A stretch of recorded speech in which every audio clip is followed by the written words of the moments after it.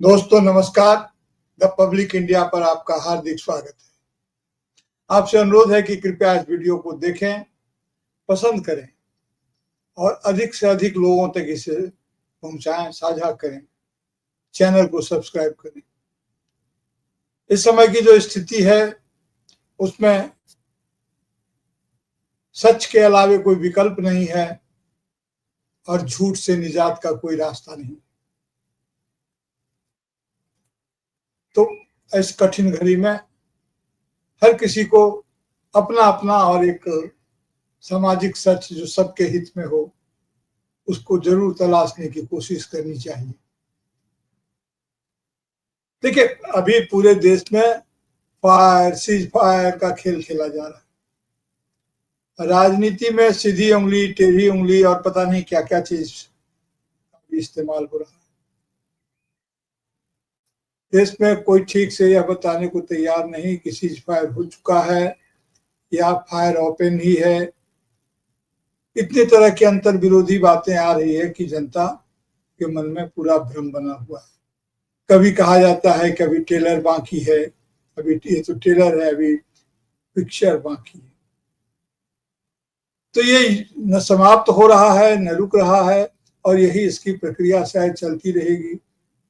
अब सोचिए कि ठीक बीच जब यह ऑपरेशन हो रहा था, ऑपरेशन सिंदूर, तो ठीक उसके बीच में जब उच्च स्तरीय बैठक हो रही थी तो बैठक से निकल करके जाति जनगणना पर सरकार की स्वीकृति की सूचना मिली। सूचना पाकर जो इसके पक्ष में विचार व्यक्त करने वाले लोग थे वो काफी उत्साहित हुए और चकित भी हुए कि चलिए सरकार ने बात मान ली। लेकिन जिस तरह की परिस्थिति उत्पन्न हो गई है कि कब शांति है और कब युद्ध है, कब अशांति की स्थिति है, कहना बिल्कुल मुश्किल है। ऐसे में जनता के अधिकार के मामले पर बात करना, रोजी रोटी की बात करना और किसी भी जायज सवाल जो नागरिक अधिकार से संबंधित हो उसका सवाल उठाना अपने आप में लगता है जैसे कि ये बेईमानी हो गया, इसका अभी अवसर नहीं है। लोग तुरंत कहेंगे कि ये राजनीति की बात है। रोजी रोटी की बात राजनीति की बात नहीं होती है। रोजी रोटी की बात तो जीवन यापन, जीवन शैली की बात होती है। क्या सारे काम अस्त व्यस्त हो जाएंगे? क्या सारे काम जीवन के रुक जाएंगे? तो इस फायर सीज फायर के खेल में पूरा देश फंसा हुआ है। अभी प्रतिनिधि मंडल को विदेश भेजे जाने की जरूरत है। जाहिर है कि प्रतिनिधि मंडल विदेश में जाकर के भारत की छवि को, भारत के स्टैंड को वो वहां पर बताएंगे और यह जरूरी भी है। यह जरूरी इसलिए भी और ज्यादा हो गया है क्योंकि जिस तरह से भारत बिल्कुल अलग थलग पड़ गया जैसा लगता है। लोग कह रहे हैं, इस तरह की भावना लोगों के मन में आ रही है कि जब संकट की घड़ी आई, जब ऐसा वातावरण आया तो दुनिया का कोई भी महत्वपूर्ण देश हमारे साथ खड़ा नजर नहीं आया। हमारे साथ खड़ा होने का मतलब आतंकवाद के विरुद्ध जो हमारी भारत की जो लड़ाई है उस लड़ाई में कोई देश सामने नहीं आया। घटना का विरोध जरूर कुछ देशों ने किया और घटना के बारे में लोगों ने जरूर कहा कि नहीं, आतंकी घटना नहीं होनी चाहिए, लेकिन नहीं होनी चाहिए आतंकवाद के को प्रश्रय देने वाले लोगों के खिलाफ, उस देश के खिलाफ किसी कार्रवाई की तरफ कोई रजामंदी नहीं दिखी। अब भारत की छवि कैसी है विदेशों में? ये तो जो लोग विदेश जाते हैं वो वहां से आकर बताते हैं कि बहुत अच्छी छवि नहीं रह गई है और उस छवि को फिर से उसका पुनर्निर्माण छवि का जरूरी है। अभी हमारे कुछ जानने वाले लोग अमेरिका वगैरह गए थे तो वहां से उनके जो वीडियो वगैरह आए हैं, जो उन्होंने बातें रखी है सामने, उससे तो यही लगता है कि हमारी छवि कमजोर हुई है। और जिस तरह से शक्तिशाली राष्ट्र संयुक्त राष्ट्र अमेरिका के राष्ट्रपति हर बात पर भारत के ऊपर इस तरह की बात कर देते हैं जिससे हमारे प्रधानमंत्री के स्टैंड का या हमारे देश का अपमान होता है, यह हमारे नागरिकों का अपमान है, यह हमारी संप्रभुता का अपमान है। तो प्रतिनिधि मंडल तो जाना चाहिए, लेकिन जिस ढंग से प्रतिनिधि मंडल का गठन किया गया है देखिए, राजनीति के पास हर सवाल का जवाब होता है। वे जानते हैं कि सच क्या है, उसके पीछे का इरादा क्या है, लेकिन फिर भी उसको सामने रखते हैं। अब जब कांग्रेस से आपने नाम मांगा, तो कांग्रेस से नाम मांगने के बाद जो कांग्रेस ने नाम दिया, उसमें से, उस सूची में से आपने नाम बमुश्किल लिया, एक आदमी का नाम लिया, और कांग्रेस में जो सारे लोग थे जिन लोगों का आपने नाम लिया तो उसके में शामिल किया है, उसके पीछे के इरादे को समझना बहुत मुश्किल तो नहीं है। वेटरन पत्रकार लोग बता रहे हैं, तर्क दे रहे हैं कि जैसे मान लिया शशि थरूर का ही मामला, शशि थरूर विद्वान आदमी है, पढ़े लिखे आदमी है, अमेरिका में काम कर चुके हैं, इसमें कोई संदेह नहीं, उनकी योग्यता पर कोई सवाल नहीं है। सवाल तो सरकार के इरादे पर है। जाहिर है कि राजनीतिक कारणों से ही कांग्रेस ने भी उनका नाम नहीं दिया होगा। जितने साथी मंत्रिमंडल में प्रधानमंत्री जी ने या हमारे मुख्यमंत्रियों ने उनको अपने मंत्रिमंडल में रखा है, सबको क्या योग्यता के आधार पर रखा है या राजनीतिक योग्यता, राजनीतिक अनुकूलता के आधार पर रखा है? तो लोकतंत्र में तो चयन ऐसे ही होता है। ऐसे अगर नहीं होता तो हमारे इस सूची में जो डॉक्टर सुब्रमण्यम स्वामी हैं, वे भी एक बहुत योग्य आदमी हैं। वे अमेरिका से भारत के रिश्ते को भी जानते हैं, तो वे इसमें जा सकते थे, लेकिन उनका नाम तो नहीं लिया गया। अब उनका नाम नहीं लिया गया तो उसके पीछे भी अपने कारण है। देखिए, प्रतिनिधिमंडल जाए, इसमें कोई गलत बात नहीं है, और कांग्रेस भी इस बात को महसूस तो कर रही है, लेकिन इस स्थिति में नहीं है कि इस चयन को चुनौती देना भी नहीं चाहिए सरकार को। अगर लगता है कि इसी तरह से छवि सुधर सकती है तो ठीक है, सरकार आगे बढ़े। लेकिन संसद का सत्र अगर पहले बुला लिया गया होता, अगर संसद सत्र से बात बनती, सर्वदलीय बैठक में प्रधानमंत्री आए होते, वहां से कोई एक कॉमन जो सामान्य जो एक मैंडेट, एक मैसेज जाता, तो ये पता चलता कि भारत का यह मैसेज है, भारत का यह स्टैंड है। ठीक है कि विदेश मंत्रालय उस बात को अपना संभालेगा, और हमारे जो सक्षम अधिकारी हैं वे इस बात को देखेंगे कि कैसा मैसेज जाना चाहिए, किस देश के साथ किस तरह से डील करना उचित होगा। देखिए, हमारे इस समय जो विदेश मंत्री हैं वे भी कभी सचिव रह चुके हैं, विभिन्न देशों में भारत के राजदूत भी रहे हैं, और उन्होंने विदेश मंत्रालय को अच्छी तरह से अनुभव किया है, समझा है। और अभी जो हमारे इस प्रतिनिधिमंडल को जो एक तरह की जो फीडबैक देंगे, वे भी हमारे विदेश सचिव ही हैं। तो पूरा का पूरा हमारा विदेश मामला क्या ब्यूरोक्रेसी के माध्यम से, वर्तमान ब्यूरोक्रेट सब, पुराने ब्यूरोक्रेसी के लोग, रिटायर्ड लोग, क्या उन्हीं के हवाले हो गया है?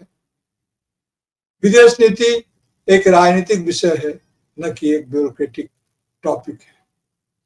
बहरहाल, लेकिन फैसला तो सरकार को करना है, कोई सर्वदलीय बैठक नहीं। देखिए, भारत के पास जो ताकत है, वह ताकत भारत को राफेल से नहीं मिलता है, अस्त्र शस्त्र से भारत को ताकत नहीं मिलती है। भारत को ताकत मिलती है उसकी नैतिक शक्ति से, और उसकी नैतिक शक्ति थी, क्योंकि आप हमें याद करना होगा, बार बार अपने इतिहास में जाना होता है, हमारी नैतिक शक्ति हमारी गंगा जमुनी संस्कृति से है, हमारी नैतिक शक्ति हमारी सहिष्णुता से है, हमारी नैतिक शक्ति का संबंध हमारे सह अस्तित्व की सार्वभौमिक भावना से है, हमारी नैतिक शक्ति का अर्थ समावेशी समाज से है।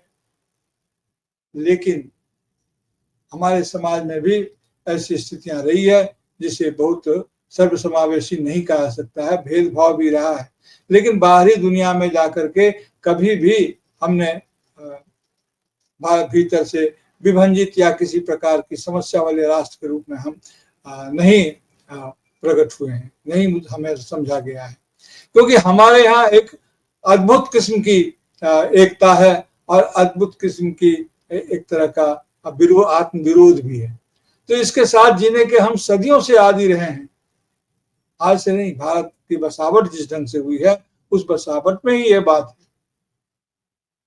अब अमेरिका के राष्ट्रपति आदरणीय ट्रंप जी ने जब 1000 साल से इस संघर्ष की बात कही, अभी जो वर्तमान संघर्ष है उसके संदर्भ में एक बार उनकी आवाज आई कि ये लोग अपना मामला देख लेंगे, हालांकि बाद में उस से बदले। तो 1000 साल से संघर्ष की बात कर रहे हैं।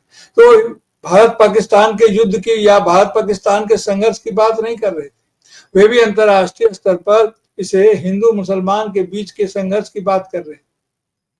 अब अगर तुर्की ने अगर भारत का समर्थन नहीं किया है, अगर तुर्की ने समर्थन कर दिया पाकिस्तान का कि वो इस्लामिक कंट्री का नेता सुल्तान बनना चाहता है, तो हमारे पास क्या जवाब होगा जब हमारे देश के जो आला कमान हैं, जो बड़े लोग हैं, वे देश में हिंदू हृदय सम्राट बनना चाहते हैं।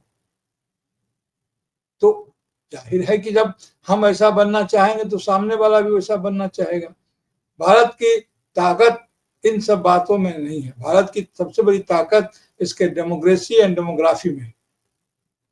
लेकिन बार बार इस तरह की कोशिश की जाती रही है कि हमारे अंदरूनी मामला को इस तरह से उछाला जाता है कि लगता है कि भारत एक भीतरी लड़ाई भी लड़ रहा है। ऐसे में कहाँ की जाति जनगणना और कहाँ रोजी रोटी का सवाल, कहाँ आर्थिक प्रगति, कहाँ लोगों को एक सभ्य जीवन यापन के अवसर, इन सारी चीजों पर लगता है कि अब कोई चर्चा भी नहीं होगी, क्योंकि दिन रात तो मुख्य मीडिया ही नहीं बल्कि सोशल प्लेटफॉर्म पर भी उन्हीं सब तमाम बातों की चर्चा हो रही है जो इस संघर्ष से संबंधित हैं। इसके बाहर तो हम जा ही नहीं पा रहे हैं। और जो बाहर की स्थितियां हैं वो निरंतर दूसरे ढंग की हो रही है। प्रतिनिधि मंडल को हमारे पड़ोसी देशों में भी जाना चाहिए था या जाना चाहिए, क्या पता सरकार के पास इस तरह की कोई प्लानिंग होगी कि पड़ोसी देशों में भी भेजा जाए हमारे सांसदों को। हमारा बगल का देश नेपाल है, उसे राष्ट्र कोई छोटा और बड़ा नहीं होता है, राष्ट्र एक राष्ट्र होता है। तो नेपाल के साथ संबंध सुधारने की बात की जानी चाहिए और जो संबंध पहले से सही रास्ते पर है उसे मजबूत करने की बात की जानी चाहिए। आपने तुर्की और अजरबैजान का तो आपने बहिष्कार करने की घोषणा गली गली से हो रही है, चीन का लोग नाम तक नहीं ले रहे हैं। मैं यह नहीं कह रहा हूं कि चीन का नाम लिया जाना चाहिए, मैं यह कह रहा हूं कि तुर्की और अजरबैजान का भी उस ढंग से बहिष्कार नहीं करना चाहिए। यह सब कुछ काम ऐसे होते हैं जो बिल्कुल साइलेंट रूप से होने चाहिए। जनता की अगर भावना इसके साथ है, और जाहिर है कि जनता की भावना आहत है। जो भारत को पहले यह दिखाया गया था कि हम विक्टिम हैं, अब यह छवि बन गई है कि हम विक्टिमाइजर हैं। हमने तुरंत यह फैसला कर लिया कि हाँ, जो पहलगाम में जो आतंकी घटना हुई है वो पाकिस्तानियों की ही की हुई है, उन्होंने ही की है, और उसमें state actor non state actor का कोई फर्क भी नहीं रखा गया। हो सकता है दूसरे देश के भी लोग हों, थोड़ा सा जांच परख करके, थोड़ा सा समय लेकर के, थोड़ी सी बातचीत करके भी इस काम को किया जा सकता था। देखिए, जनभावना तो आक्रोश में तो वो कुछ भी मांग कर सकती है, लेकिन जो लोग सत्ता के शिखर पर बैठे हुए हैं उन्हें तो थोड़ी गंभीरता से इस बात को सोचना चाहिए। लेकिन जो भाषा विकसित हुई इस बीच में, मिट्टी में मिला देंगे, ऐसा नहीं कर सकते हैं।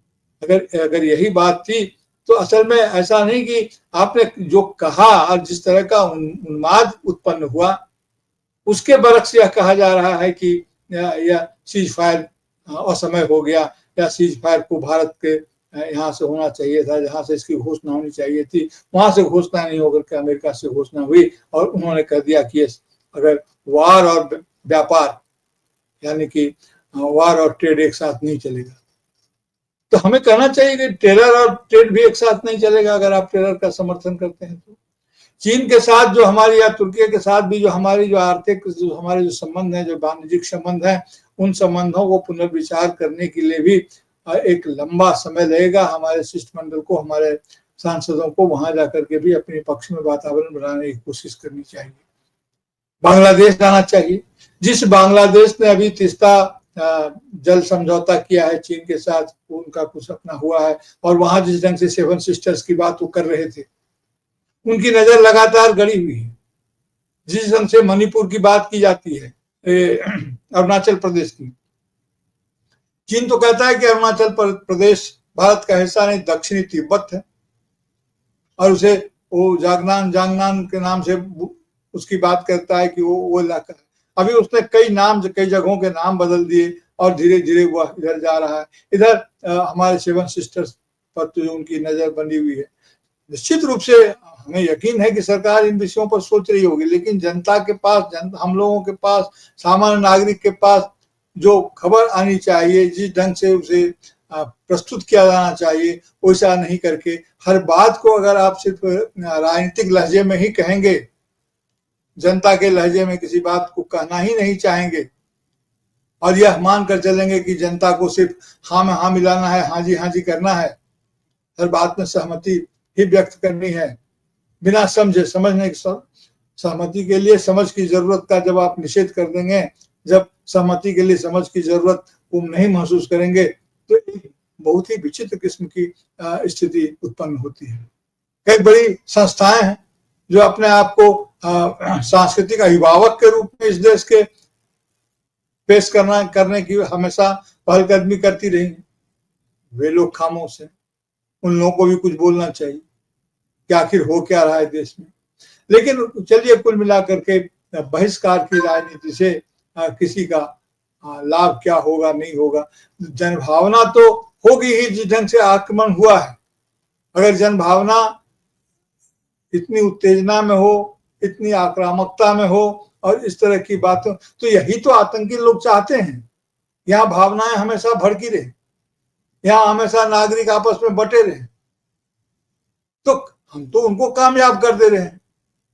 जिस चालाकी से, जिस समझदारी से हमारे प्रधानमंत्री, शायद ऐसे पहले प्रधानमंत्री हैं भारत के जिन्होंने सबसे अधिक देशों की यात्रा की है इतने दिनों में, और सबसे कई जगह से उन्हें बड़े पुरस्कार मिले हैं उन देशों के, और सभी नेताओं से उनके दोस्ताना रिश्ते हैं, राष्ट्राध्यक्षों से।